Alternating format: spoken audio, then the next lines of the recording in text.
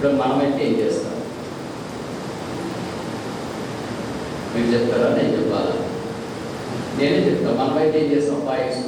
చేతుల్లో పట్టుకొని ఇచ్చిన రొట్టె, మొట్టమొదటి రొట్టె మాకే ఇచ్చినాడు.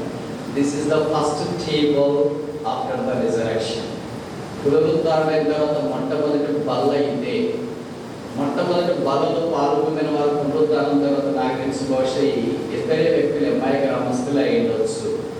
కనుక వారు ఎంతో ధన్యులు. పునరుద్ధానం తర్వాత యేసు కాలు పెట్టిన దంపతుల ఇల్లు, యోహాను సువార్త 20వ అధ్యాయంలో శిష్యులు 10 మంది ఉన్నప్పుడు ఆయన గదిలో వచ్చి వారి మధ్య నుంచి మీకు శుభమౌనిగా కానీ పలికాడు. అది ఎవరిలో మనకు తెలియదు. 10 మంది ఉంటారంటే అది కామన్ ప్లేస్ అయింది వచ్చేమో. కానీ ఇక్కడ వీరి బహుశా వీరి సొంత ఇల్లు అనుకుంటా. పునరుద్ధారణ అయిన తర్వాత వీరింట్లోకి వచ్చినాడు, వీరితో కూర్చున్నాడు, వీరితో ఫోన్ చేసినాడు, వీరితో మాట్లాడినాడు, వారి కళ్ళు తెచ్చినాడు. ఆయన అదృష్టయ్యాడు. అంటే మనమైతే ఏం చేస్తాం? ఒక మాన్యుమెంట్గా భద్రపరుస్తాం. చేతులు పట్టుకుని ఉంటాయి. ఎవరు తినద్దు పిల్లలు వాడు ఆయన కూడా చెప్తారు, నువ్వు పొరపాటుని ఏం ఆకలి వేసినా కూడా, ఏం తిన్నా కూడా, ఏం దొరకకపోయినా కూడా నేను మాత్రం టచ్ చేయకూడదు. ఫస్ట్ వాడు ఆయన కూడా ఆమె చెప్తాడు, అమ్మాయి అంత ఆకలి వేసినా రొట్టె టచ్ చేయకూడదు. వేసుకో టచ్ చేసిన రొట్టె భద్రంగా పెట్టుకో చూడండి అన్న వేసుకు పెట్టుకున్న రొట్టె వాడు పట్టుకోవద్దు. చూడంటే ఫోటో తీసుకోవచ్చు, ఫోటో కూడా ఉంటుంది. ఇక భవిష్యత్తు నన్ను కొద్దిగా ఎగ్జిబిషన్ పెట్టేసి ఉంటారు. లేకపోతే ఇక అలాగే ఉండిపోయింది ఆ రొట్టె. కానీ వారికి రొట్టె మీద మనసు లేదు. They are not meat centred people but message centred people. వారికి వర్తమానం మీద ఆసక్తి ఉంది. అందుకనే ఏం రాశారంటే లూకా సువార్త 24వ అధ్యాయం, గాస్పెల్ అకార్డింగ్ డాక్టర్లు చాప్టర్ 24. లూకా సువార్త 24వ అధ్యాయం 31వ వచనం, 24:31, 32, 32. అప్పుడు వారు, అంటే ఇద్దరు వ్యక్తులు, రేపు ఆయన వారైనవచ్చు, ఆయన గ్లోలో మనతో మాట్లాడచ్చు, లేఖనము మనకు బోధపరుచున్నప్పుడు మన హృదయం మనలో మండుచుండలేదని ఒకరితో ఒకటి చెప్పుకొని 33. ఆ గడియలోనే వారు లేచి యెరూషలేమునకు తిరిగి వెళ్ళగా. ఈ మాట చదివారు కదా. ఇప్పుడు నేను మిమ్మల్ని ఫండమెంటల్ క్వశ్చన్ అడుగుతాను, నేరుగా సూటిగా జవాబు చెప్పాలి.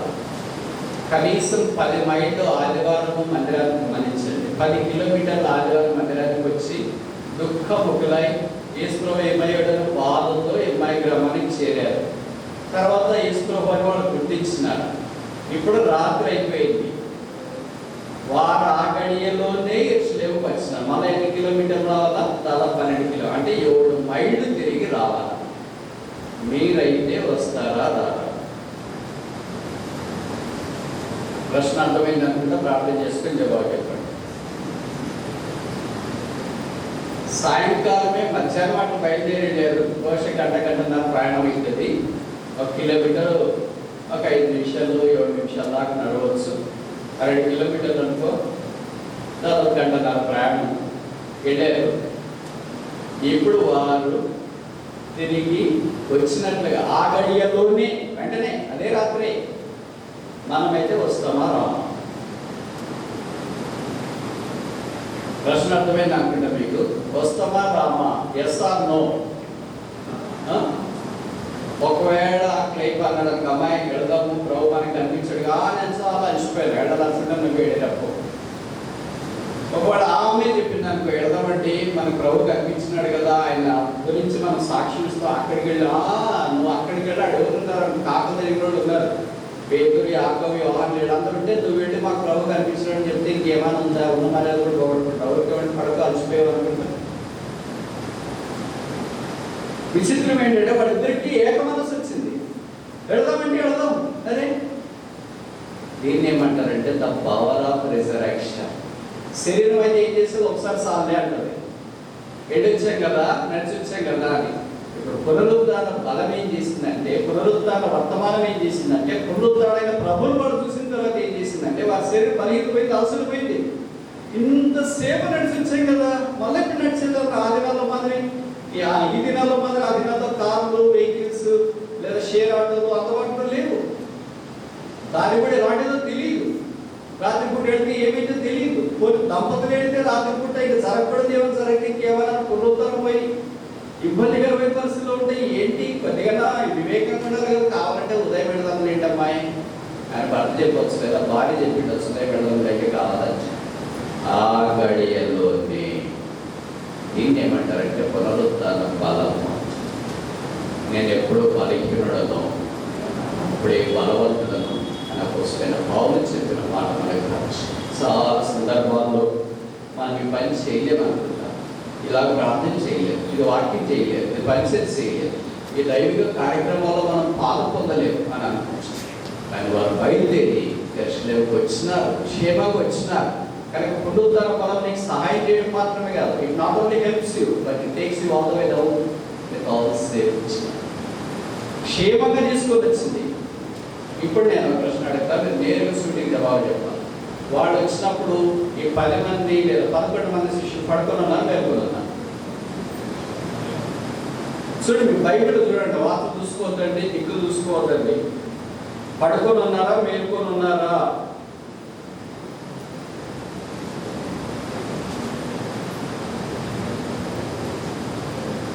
ముప్పై 34 ప్రభు నిజముగా లేచి సీమోను కనబడనని చెప్పుకొనుచుండిరి. పడుకున్నారా, లేచినారా? రాత్రిపూట మరి పడుకోవాలి కదా. మరి సంతోషం ఏం చేసిందంటే నిద్ర ఎగిరిపోయినట్టు చేసింది. ప్రభు మనకు కనిపించినాడు, పేతురు కూడా కనిపించినాడు. వారు చెప్పుకొనుచుండిరి. ఒకడికి లేప ఆయన భార్య పైన చేసినాడు. వాడు అనుకున్నాడు కాదండి, ఇప్పుడు మనం ఆలస్యంగా వెళ్ళిపోతే అన్నోళ్ళంతా పట్టుకొని ఉంటారు కదా, వాడిని వెళ్ళి డిస్టర్బ్ చేయడం, ట్రబుల్ చేయడం ఎందుకు, కావాలంటే ఉదయం పెడితే వాళ్ళంతా మేల్కొని ఉంటారు అనుకుంటారు. కానీ విచిత్రం ఏంటంటే వీళ్ళు ఎంత ప్రయాసతో అక్కడికి వచ్చినారో, దాదాపు అదే ప్రయాసంలో వీళ్ళు కూడా ఏం చేశారు, పడుకోకుండా చెప్పుకొనుచుండిరి. That was the topic of their discussion, the topic of the resurrection of Christ. యేసు ప్రభువు తిరిగి లేచారు, పునరుత్థానాన్ని గురించి వారు మాట్లాడుకుంటూ ఉన్నారు. వీళ్ళు వచ్చి మాకు కూడా కనిపించినాడు. మా మైండ్ ఎంత అసలు ఎవరు ఇంత పేరుగా 10-11 మంది శిష్యులు ఉంటే పవర్ఫుల్ పీపుల్. ప్రభుతో నడిచిన వాళ్ళు, ఆడుకున్న వాడు, సముద్రం మీద నడిచిన వాడు, తర్వాత ఏంటి దయ్యాలు ఎడగొట్టబట్టి చూసిన వాడు, రొట్టెలు పట్టుకొని వడ్డించిన వాడు, చేపలు పట్టుకొని వడ్డించిన వాడు, ప్రభు యొక్క అద్భుత ఆశ్చర్యకారాలు చేసిన వాడు ఉంటే, ఇక్కడ లేప ఆయన భార్య లేదా ఇంకొక వ్యక్తి ఎవరో ఉంటే వాడిద్దరు వీడితో పోల్చుకుంటే ఎన్నికైనాడో కాదా?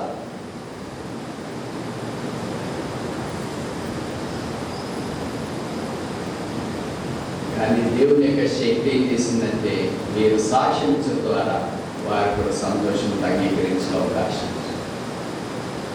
తర్వాత వాళ్ళు ఎప్పుడు తిరిగి అమ్మాయికి వచ్చినారో వాక్యంలో చెప్పబడలేదు.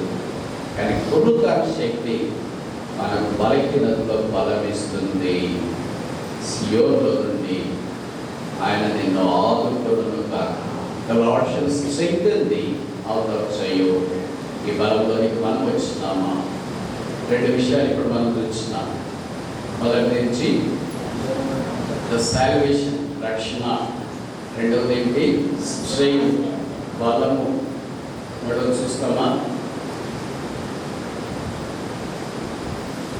యెషయా గ్రంథము 2వ అధ్యాయం, ఒక 5 chapter 2.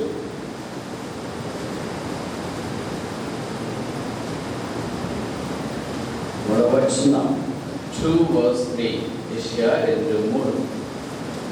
ఆ కాలమున సియోనులో నుండి ధర్మశాస్త్రం, యెరూషలేములో నుండి యెహోవాకు బయలువెళ్ళు జనులు గుంపులుగా వచ్చి యాకోబు దేవుని మందిరమునకు, యెహోవా పర్వతమునకు మనము వెళ్ళదము. దేని కొరకు వచ్చినారు గుంపులు? మాట్లాడండి కొద్దిగా. దేని కొరకు వచ్చినారు? దేవుని ధర్మశాస్త్రం లేదా వాక్యం కొరకు వాళ్ళు వచ్చినారు. ఖర్చులు ఇస్తారని వచ్చినారా? నూనె వేస్తారని వచ్చినారా? శానిటైజర్ వేస్తారని వచ్చినారా? చేపల రొట్టెలు వడ్డిస్తారని వచ్చినారా? దేని కొరకు వచ్చినారు? ఇది నా గుంపులు ప్రజలు ఎక్కడికి వెళ్తున్నారు? దేవుడు వాక్యము, ధర్మశాస్త్రం ఉన్న దగ్గరికి కాదు. మిగతావన్నీ ఉన్న దగ్గరికి వెళ్తున్నా. ఆ గుంపులో నువ్వు కూడా ఉంటే బహుశా 2-3 చెప్పిన గుంపులో నువ్వు లేవేమో. జనులు నిజంగా గుంపులుగా వాక్య ప్రకారం ఎక్కడికి వెళ్ళాలంటే, ఎక్కడ దేవుని వాక్యం వెచ్చలబడుతుందో, ఎక్కడ దేవుని యొక్క మాటలు చెప్పబడుతున్నాయో, ఎక్కడ దేవుని యొక్క వాక్యం వినిపించబడుతుందో అక్కడికి గుంపులుగా. విచిత్రం ఏంటంటే దీన్ని వదిలేసి ఆశ్చర్య అద్భుత కార్యాల వైపు మనిషి వెళ్ళిపోతున్నా. విషాదకరమైన సంగతి. నేను మీకు కొన్ని విషయాలు చెప్పున్నా. యేసు ప్రభు వారు 40 ఏళ్ళు ఇశ్రాయేలుకు అద్భుతాలు ఆశ్చర్యకార్యం చేశారు.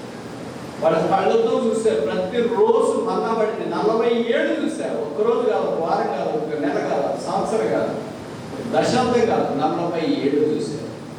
మనం చిన్న ఆశ్చర్యకారం జరిగితే ఇప్పుడు మన భోజనం ప్రభు ఎలాగైనా పంపిస్తే ఆ కాకల ద్వారా ఇంకా పెద్ద స్టోరీలుగా చెప్పేస్తాం. దానికి మసాలా గిసాలన్నీ పూసేసి లేకపోతుందంతా వాసన చెల్లడం చేస్తాం. బండలో నుండి నీళ్లు ప్రవహించింది, తాగారు. పగలు మేఘస్తంభం, రాత్రి అగ్నిస్తంభం చూశారు. ఎర్ర సముద్రం బాయలైన చూశారు. యోర్దాను ఏకరాశిగా నిలిచింది చూశారు. అమాలేకీయుల మీద విజయం చూశారు. ఇలాంటి అద్భుత ఆశ్చర్యకార్యం నాకు తెలిసి పాత నిబంధనలో ఏ జనము చూడలేదు. ఇప్పుడు వాళ్ళు వచ్చి ఇక్కడ వాక్యం చెప్పారు అనుకోండి, ప్రభువు నేను రక్షించబడిన మొదలుకొని ఈ రోజు దాకా ఏ రోజు స్టవ్ పెట్టలేదు, ఏ రోజు రేషన్ కార్డు తీసుకోలేదు, రేషన్ షాప్ పెట్టలేదు, షాపింగ్ మాల్కి వెళ్ళలేదు. ప్రతిరోజు నేను ఇంట్లో నుండి బయటకు వచ్చిన వెంటనే ఆహారం కురిసిపోతుంది. నాకు అవసరమైన ఉప్మా కానీ, ఇడ్లీ కానీ, సాంబార్ కానీ అన్ని కురిసిపోతే నేను ఏర్కొని వచ్చి ఇంట్లో తినేస్తున్నాను. అది నాకు రోజంతటికి సరిపోతుంది. 3 పూటలు అవసరం లేదు. స్నాక్స్ అదే, కరోనాకు అదే, కరోనా కూడా అదే, దేనికైనా అదే. ఇలాగ నేను రక్షించబడిన మొదలుకొని ఇప్పటిదాకా 40 ఏళ్ళు దాకా ప్రభు నన్ను పోషించినాడు అని చెప్పినారు అనుకోరు. నెక్స్ట్ ఇయర్ మీరు నన్ను పిలుస్తారా? చెప్పండి. ఎక్కడ చంద్రశేఖర్ గారు అందరూ పిలుస్తారా? పిల్లరా? నేను ఊరికి వాక్యం చెప్పేసి వెళ్తున్నా, వాళ్ళేమో అద్భుతాల గురించి చెప్పేసినారు. ఇప్పుడు ఎవరు పిలుస్తారు మీరు నెక్స్ట్ ఇయర్? అబ్బాయి ఏమి సాక్ష్యం చెప్పాడన్నా, ఇప్పుడు దాకా వింటది బతికినప్పుడు ప్రతిరోజు అంటన్నా. అన్నా కాదు, ఏం కావాలంటే టిఫిన్ అంటే ఉప్మా అంటే పొగరంటే ఇడ్లీ అంటే సాంబార్ అంటే దోశ అంటే గారెంటారు కదా, గారెంట వడంటే ప్రతిరోజు పడుతుందంటన్నా. ఏంటి ఎలాగైపోయి సాక్షి ఒక రోజు కాదు, ఒక వారం కాదు, ఒక మాసం కాదు, ఒక సంవత్సరం కాదు, ఒక దశాబ్ద గ్రంథంలో 7 తిన్నాడంటనా. ప్రతి సంవత్సరం మనం ఆ బ్రదర్నే పిలిపిస్తాం. యూట్యూబ్లో ఆ నెట్ జామ్ అయిపోయి బ్రేక్ అయిపోతుంది. YouTube break, net break, viewers ఎక్కువైపోతుంది, లైక్ ఎక్కువైపోతే నోటీస్ లైక్. ఇంకా అందరూ చుట్టుపక్కల వచ్చిన ఇరుగు పొరుగు వారు మా దగ్గరికి రండి, మా దగ్గరికి రండి, మా దగ్గరికి రండి, మా దగ్గరికి రండి, మా దగ్గరికి రండి. ఏంటి ఏమనుకుంటారు? ఒకప్పుడు భోజనం ప్రవహిస్తూనే మనం ఏం తిందాం అనుకుంటున్నామే, ఇవి ప్రతి రోజు ఇస్తున్నాడు. అంతేకాదు, నేను అలాగే వెళ్తుంటే కృష్ణ పాయలేదు మీకు తెలుసా అని చెప్పాడు. వర్షకాలం అక్టోబర్లో వెళ్తున్నా, అసలు మీకు తెలుసా గోదావరి ఎకరాసి నుంచి బ్రిడ్జ్ దగ్గర నేను అలాగే దాటుకుని అవతల పెట్టేసాను. ఏం brother, sensational testimony, must see, don't miss. ఎన్ని క్యాప్షన్స్ పెట్టి భవిష్యాన్ని పెట్టి నెక్స్ట్ ఆయన స్పీకర్. ఇలాంటి వాళ్ళు ఒకరు కాదు, 2 కాదు, 3 కాదు, 4 కాదు, 6 లక్షల మంది ఉన్నారు. వాళ్ళ గురించి కొరింథీయులకు రాసిన మొదటి పత్రిక 10వ అధ్యాయంలో ఏం చెప్పబడిందంటే, వారిలో అనేకులు ఆయనకు ఇష్టలుగా లేకపోయేరే. What a sad testimony. ఇన్ని అద్భుతాలు చూసినోడు అనేకులు ఆయనకు ఇష్టలు కాదంట. మరి ఎవరు ఇష్టలయ్యారు? బహుశా 2 ఇష్టలయ్యారేమో. ఆ 2 కణంలోకి ప్రవేశించినారు. ఇంతమంది అద్భుతాలు చూస్తున్నారు, కానీ 2 ప్రభువుని విశ్వాసముతో.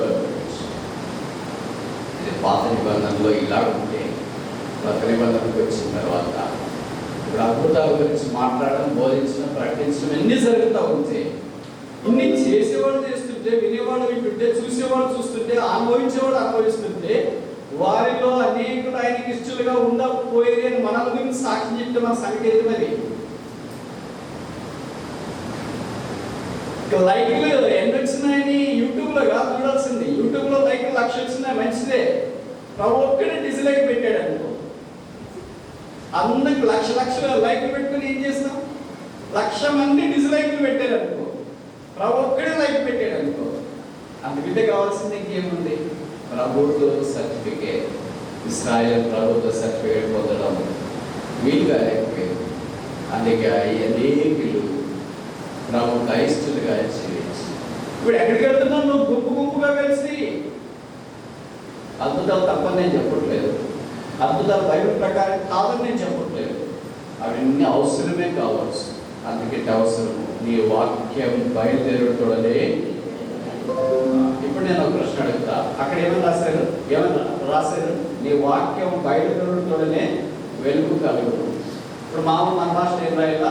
అద్భుతం బయలుదేరుతోనే, దయ్యం వెళ్ళగొట్టబడిన తోడనే, నూనె బాటిల్లో ప్రార్థన చేసి ఇచ్చిన తోడనే, ఖర్చు ఇచ్చిన తోడనే. మా దగ్గర కూడా కొంతమంది వస్తుంటారు, అన్నా ప్రార్థన చేయండి.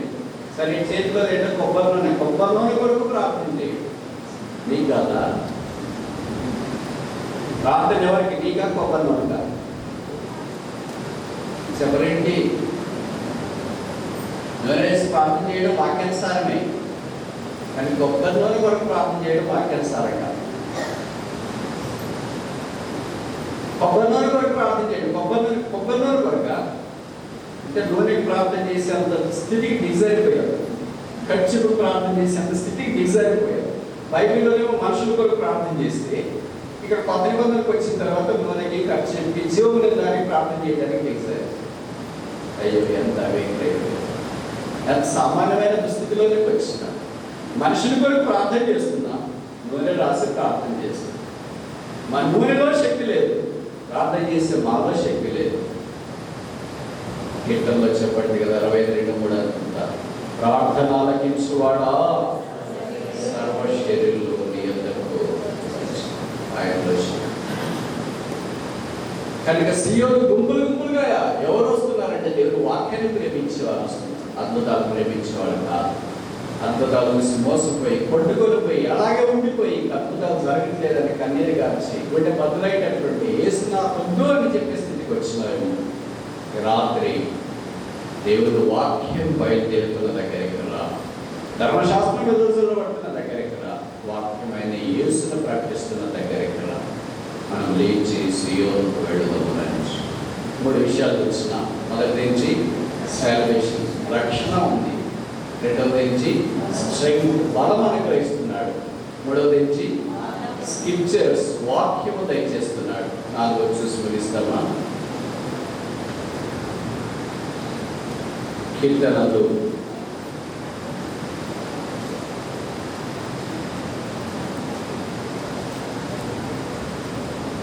76:2, Psalm 76:2.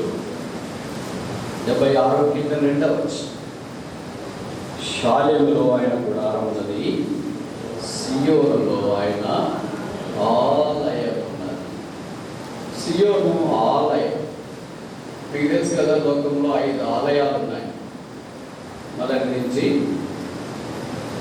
అనాథాలయం. అనాథులు అంటే ఎవరు? అంటే ఇంగ్లీష్ మీడియం, తెలుగు మీడియం ఎవరు లేరా? నాథుడు లేనివారు. నాథా అంటే ఏంటని అర్థం? భర్త అని అర్థం. అన్నిటికీ రాజు లాంటి వాడు అని అర్థం, ఏలుచున్నవాడు అని అర్థం. నాథుడు నానేవాడు కూడా లేదు నాకు అని చెప్తుంటారు కదా వ్యవహారిక భాషలో. అనాథి అంటే నానేవాడు కూడా లేనివారు, పట్టించుకునేవారు లేనివారు. అలాంటి వారందరూ ఒక స్థలంలో పెట్టింటారు. దాన్ని ఏమంటారు? అనాథాలయం. రెండవది శరణాలయం. శరణు వచ్చిన వారు వచ్చి వేరే దేశం నుండో, వేరే జిల్లా నుండో, వేరే ప్రాంతం నుండో, అక్కడ చాలా పోట్లాట్లు ఉన్నాయని, యుద్ధాలు ఉన్నాయని, అనారోగ్యం ఉందని, కరువు ఉందని, ఏదో మొత్తానికి ఉందని వాళ్ళు వేరే దేశానికి, వేరే ప్రాంతానికి శరణార్థులుగా వెళ్తారు. వాళ్ళందరూ స్థలాన్ని ఏమంటారంటే శరణాలయము అని అంటారు. మూడవది ఏంటంటే గ్రంథాలయం. గ్రంథాలయము మీకు తెలుసు కదా, లైబ్రరీ. మనలో చాలా మంది విశ్వాసులు కూడా గ్రంథాలయంలో మాత్రం ఉంటారు. ఆవిడ గ్రంథాలయం అంటే తెలుసా? ముఖ్యమైన హాల్మార్క్ ఫీచర్ గ్రంథాలయంలో ఏంటంటే నిశ్శబ్దముగా ఉండవాలి. భార్య భర్తలు కూడా ప్రతిరోజు వాళ్ళ లైబ్రరీ మెయింటైన్ చేస్తుంటారు ఇంట్లో. ఏం మాట్లాడరు, సైలెన్స్.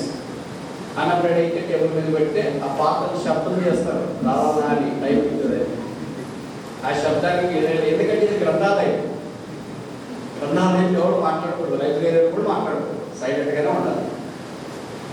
అలాగే ఇల్లు గ్రంథాలయాలు అయిపోయినాయి, దేవుని మందిరాలు గ్రంథాలయాలు అయిపోయినాయి.